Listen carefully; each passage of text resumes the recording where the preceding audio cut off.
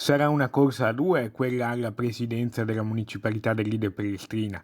Il presidente uscente della municipalità Danny Carella del Partito Democratico, sostenuto da un'ampia coalizione di centrosinistra, troverà sulla sua strada Emilio Guberti, scelta della lista Fucsia e di tutto il centrodestra. Entrambi hanno un punto in comune, il lavoro in Regione Veneto.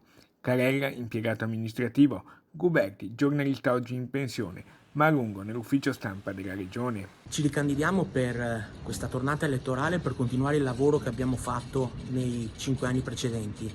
È un lavoro di presidio del territorio, di tutela del territorio e dei cittadini. C'è ancora molto da fare, c'è ancora molto.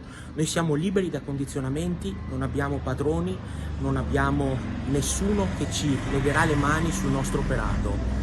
Ed è per questo che abbiamo deciso di riprovarci e di candidarci per altri 5 anni alla guida di questa municipalità. Il rivale risponde così. Ho accettato la candidatura alla presidenza della municipalità del Lido e Pellestrina, convinto soprattutto dalla bontà del programma condiviso da tutto il centrodestra, programma basato in particolare sulla politica del fare. Fare che cosa?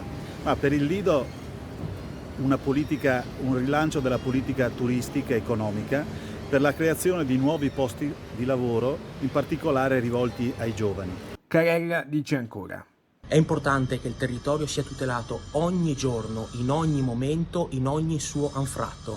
È fondamentale che ci siano un gruppo di persone, e io mi candido alla testa di questo gruppo, che possano saper garantire ai cittadini un grado di libertà e un livello di servizi indipendentemente da chi governa il Comune di Venezia. Guberti conclude. Almeno 400 posti di lavoro riservati in gran parte agli abitanti del Lido e di Venezia. È prevista anche l'avvio della prima facoltà del turismo in Italia, gestita dall'Università Ca' Foscari. Per quanto riguarda Pellestrina, sempre per un rilancio economico rivolto ai giovani, prevediamo l'avvio di una campagna promozionale dell'immagine dell'isola